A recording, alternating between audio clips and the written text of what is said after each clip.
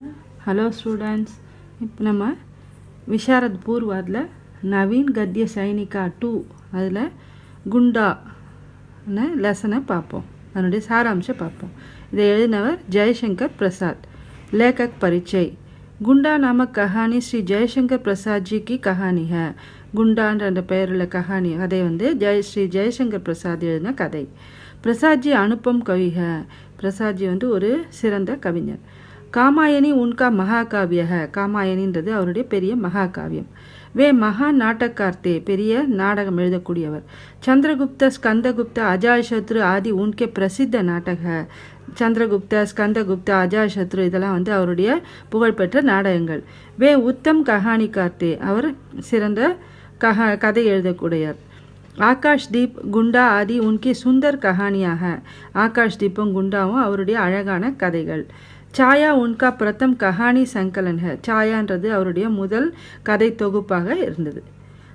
लेख परिचय जो चाकू दिखाकर दूसरों को लूटता है, मनमानी करता है, शराब पीता है और किसी से भी तरस नहीं करता, वही आज गुंडा कहलाता है.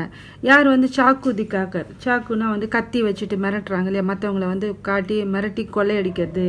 அவங்க மண்மானி கத்தாக தான் இஷ்டப்படி யாருடைய கீழ்ப்படி இது இல்லாமல் தான் இஷ்டத்துக்கு சுற்றுறது செய்யறது.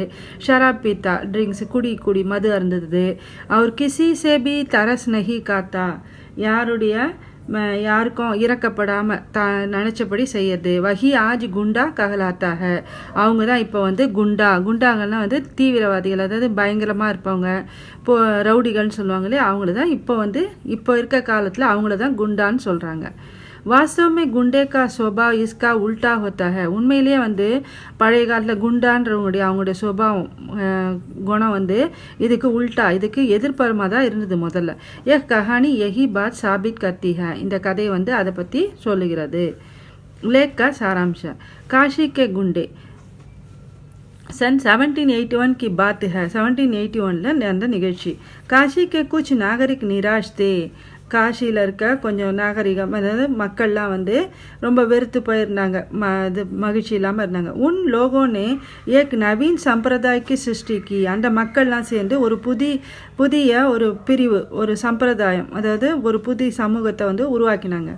உஸ் சம்பிரதாய்க்கே லோக், அந்த சமூகத்தை சேர்ந்த மக்கள் வந்து अपने वचन पर मर मिटते थे.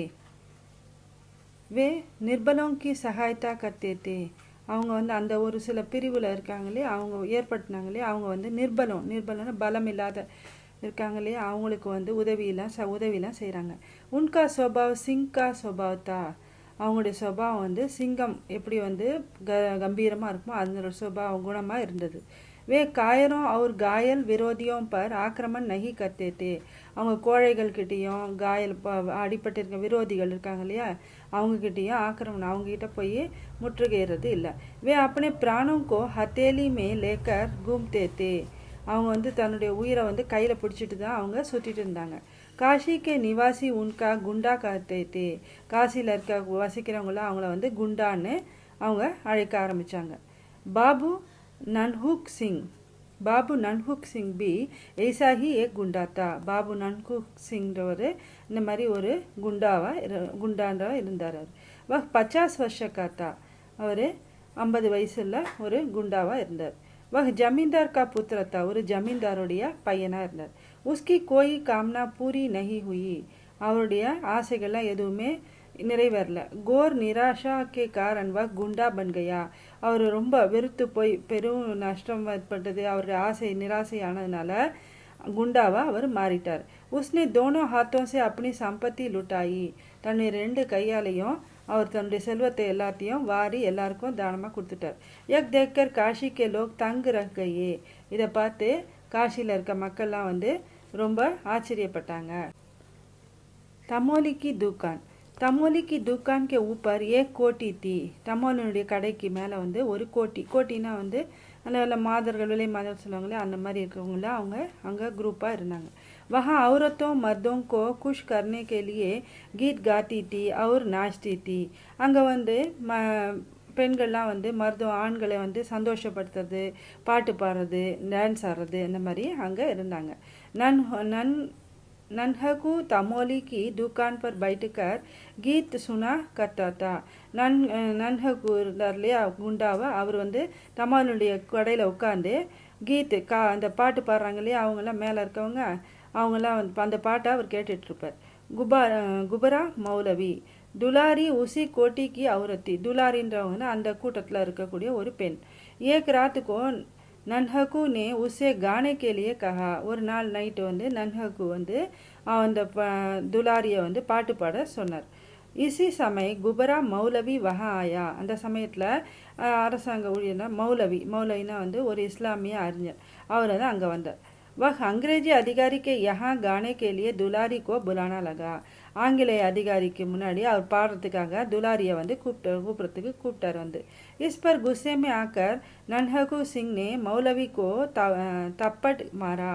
இதில் வந்து கூப்பிட்ட உடனே அவர் வந்து கோவப்பட்டு நன்ஹகு என்ன பண்ணார், நன்ஹகு சிங் மௌலவியை வந்து அடிச்சிட்டார்.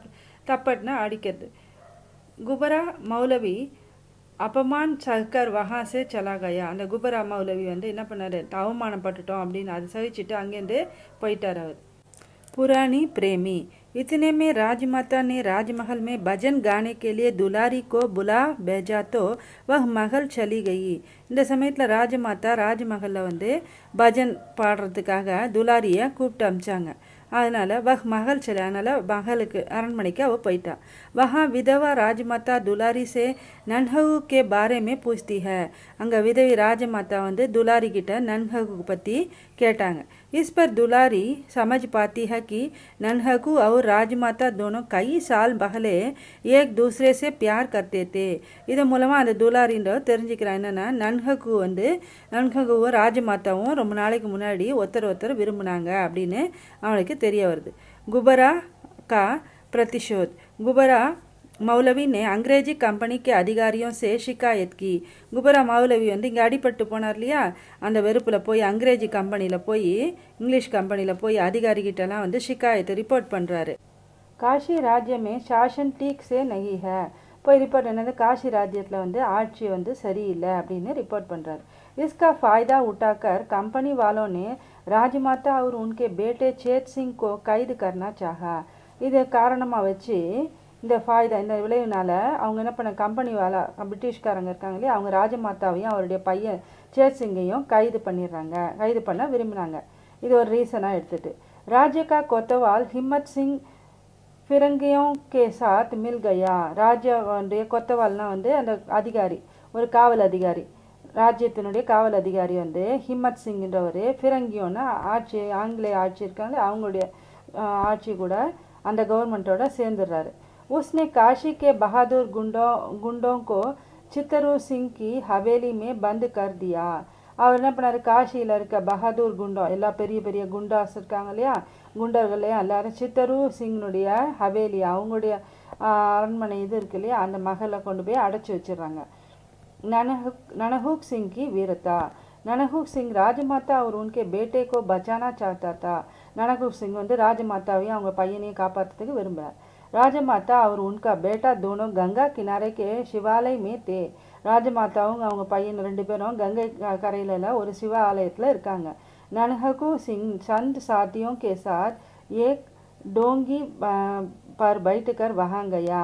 ननहकू सिंह வந்து தன்னுடைய ஃப்ரெண்ட்ஸோட சேர்ந்து ஒரு டோங்கி, ஒரு சின்ன படகு இருக்குல்ல, பரிசல்வாங்க, அந்த ஒரு படகுல உட்காந்து அங்கே போகிறாங்க. இத்தனையுமே குபரா மௌலவி, இந்த சமயத்தில் குபரா மௌலவியும் அங்கிரேஜி அதிகாரி கேசாத் வஹாம் பஞ்சா, ஆங்கிலேய பிரிட்டிஷ்காரங்க அந்த அதிகாரியோட அங்கே வந்துடுறார். நன்ஹு சிங் தல்வார் சலானே லகா. நன்ஹு சிங் வந்து கத்தியை எடுத்து சண்டை போடுறாரு. உஸ்னே கையோं को काट गिराया. அவங்க நிறைய பேரை வெட்டிடுறாங்க. इस बीच राजमाता और उनके बेटे डोंगी पर बैठकर सुरक्षित स्थान पर चले गए. இந்த சமயத்தில் ராஜமாதாவும் அவங்க பையனும் அந்த சின்ன படகு வந்ததுலேயே அதில் உட்காந்து சுரட்சித்தான ஒரு பாதுகாப்பான இடத்துக்கு போயிடுறாங்க. கை திலங்கே ஆக்கர் நன்ஹகு பர் வார் கர்னே லகே. திலங்கேனா வந்து நம்ம இந்திய சோல்ஜர்ஸ், இந்திய இளைஞர்களுக்கு அவங்க வந்து பிரிட்டிஷ் அந்த இதில் சேர்ந்துருவாங்க, அவங்க பேர் திலங்கி. நிறைய பேர் வந்து நன்ஹுக் பர் மேலே போர் தொடுத்தாங்க, சண்டை போட்டாங்க. उसका एक एक अंग कटकर गिरना लगा. ஒரு துண்டு துண்டா ஒரு பார்ட்டா பகுதி பகுதியாக வெட்டிடுறாங்க. வெட்டி வெட்டி அவங்க போட்டுறாங்க. காஷி கா குண்டாத்தா, அவன் வந்து காஷியினுடைய குண்டாவா இருந்தார். விசேஷ்டா நன்ஹகு கி பிரேமிகா உசே சோட் ஜாத்தி ஹை. நன்ஹகுனுடைய அவளுடைய காதலி வந்து விட்டுட்டு போயிட்டாங்க. फिर भी वह दूसरी लड़की को आंख उठाकर भी नहीं देखता. இருந்தால் கூட மற்ற பெண்களை வந்து அவ கண்களால் ஏறிட்டு கூட பார்க்கல. उस प्रेमिका और उसके बेटे की रक्षा के लिए अपनी जान भी देता है. தன்னுடைய காதலிக்குள்ளேயும் அவனுடைய பையனை காப்பாற்றுறதுக்காகவும் தன்னுடைய உயிரையே வந்து கொடுத்துட்றான். உஸ்கி கஹானி படிக்கர் ஆங்கே டப் டபா ஜாத்தி ஹை. இதை படித்த உடனே நம்ம கண்களில் கண்ணீர் வந்து நிறைஞ்சு வருது. ऐसे हजारों गुंडों का स्वागत है. இந்த மாதிரி இருக்க ஆயிரக்கணக்கான குண்டர்களை வந்து நம்ம வரவேற்கிறோம். असफोस आज गुंडे का अर्थ ही अलग है. இருந்தாலும் இப்போ இருக்கக்கூடிய குண்டானுடைய அந்த அர்த்தம் வந்து இப்போ வந்து தனியாக வேறவா மாறி போச்சு.